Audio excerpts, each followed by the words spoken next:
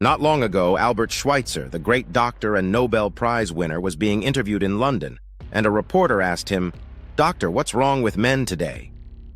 The great doctor was silent a moment, and then he said, "Men simply don't think. And it's about this that I want to talk with you. We live today in a golden age. This is an era that man has looked forward to, dreamed of, and worked toward for thousands of years. But since it's here, we pretty well take it for granted. We in America are particularly fortunate to live in the richest land that ever existed on the face of the earth, a land of abundant opportunity for everyone. But do you know what happens? Let's take 100 men who start even at the age of 25. Do you have any idea what will happen to those men by the time they're 65? These 100 men who all start even at the age of 25 believe they're going to be successful. If you ask any one of these men if he wanted to be a success, he'd tell you that he did. You'd notice that he was eager toward life, that there was a certain sparkle to his eye, erectness to his carriage, and life seemed like a pretty interesting adventure to him. But by the time they're 65, 1 will be rich, 4 will be financially independent, 5 will still be working, and 54 will be broke. Now think a moment. Out of the 100, only 5 make the grade. Why do so many fail? What has happened to the sparkle that was there when they were 25? What's become of the dreams, the hopes, the plans? And why is there such a large disparity between what these men intended to do and what they actually accomplished? When we say about 5% achieve success, we have to define success. Here's the definition. Success is the progressive realization of a worthy ideal. If a man is working toward a predetermined goal and knows where he's going, that man is a success. If he's not doing that, he's a failure. Success is the progressive realization of a worthy ideal. Rollo May, the distinguished psychiatrist, wrote a wonderful book called Man's Search for Himself, and in this book he says, "The opposite of courage in our society is not cowardice, it is conformity." And there you have the trouble today. It's conformity. People act like everyone else without knowing why, without knowing where they're going. Now think of it. In America right now, there are over 14 million people 65 years of age and over, and about 13 million of these 14 million are broke. They're dependent on someone else for life's necessities. We learn to read by the time we're 7. We learn to make a living by the time we're 25. Usually by that time, we're not only making a living, we're supporting a family. And yet by the time we're 65, we haven't learned how to become financially independent in the richest land that has ever been known. Why do we conform? The trouble is that we're acting like the wrong percentage group, the 95% who don't succeed. Now, why do these people conform?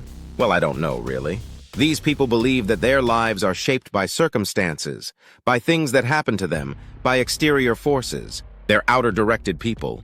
A survey was made one time that covered a lot of men, working men, and these men were asked this question: why do you work? Why do you get up in the morning? 19 out of 20 had no idea. If you ask them, they'll say, everyone goes to work in the morning. And that's the reason they do it, because everyone else is doing it. Now let's get back to our definition of success. Who succeeds? The only man who succeeds is the man who is progressively realizing a worthy ideal. He's the man who says, I'm going to become this, and then begins to work toward that goal. I'll tell you who the successful people are. A success is the school teacher who's teaching school because that's what she wanted to do.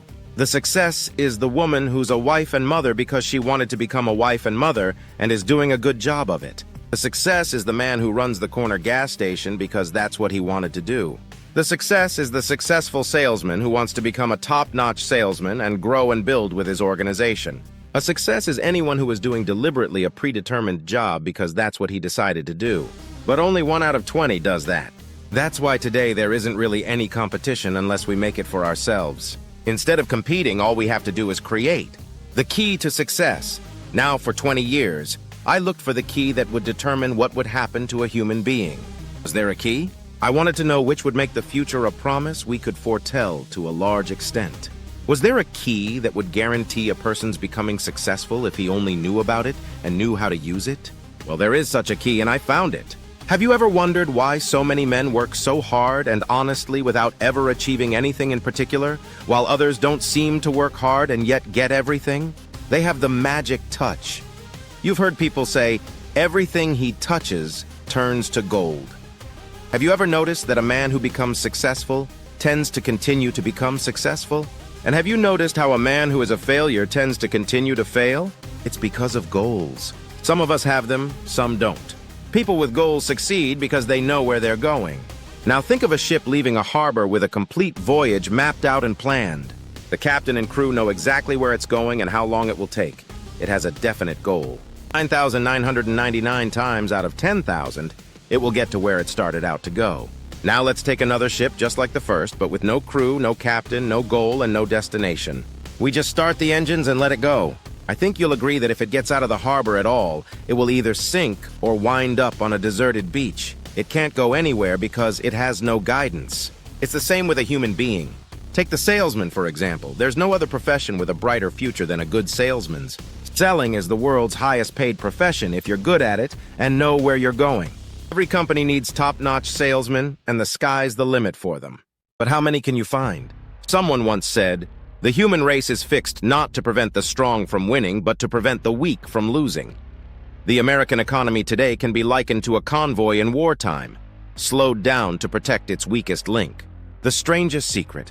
Now let's return to why men with goals succeed and men without them fail. Let me tell you something that, if fully understood, will alter your life immediately. From this moment on, your life will never be the same. You'll find good luck attracted to you, problems fading and fears becoming relics of the past. Here's the key to success and failure. We become what we think about. Throughout history, great minds have agreed on this truth. Marcus Aurelius said, "A man's life is what his thoughts make of it." Disraeli said, "Nothing can resist a will that stakes even existence for its fulfillment." Emerson declared, "A man is what he thinks about all day long." William James stated, "Human beings can alter their lives by altering their attitudes."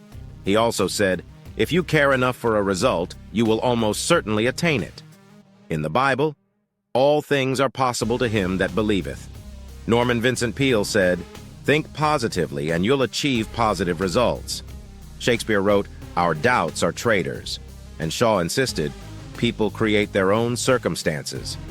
Every discoverer of this truth briefly believed they were first. We become what we think about. A person fixated on a concrete goal will reach it. Conversely, the man without a goal drowns in confusion and fear. The human mind works like fertile land. It returns what you plant. Plant corn or poison, the soil doesn't care. Our minds are vaster than any land, yet we undervalue them because they're free. Decide your goal, plant it in your mind. Care for it, work steadily, and it must grow. This law is as inflexible as gravity. Picture your goal already achieved. Too many worry themselves into early graves, blind to the laws governing their thoughts. You are the sum of your thoughts. You're in the driver's seat of a powerful machine, your mind. Control it or it will crash. The same law that brings success can also bring ruin. This is the strangest secret in the world.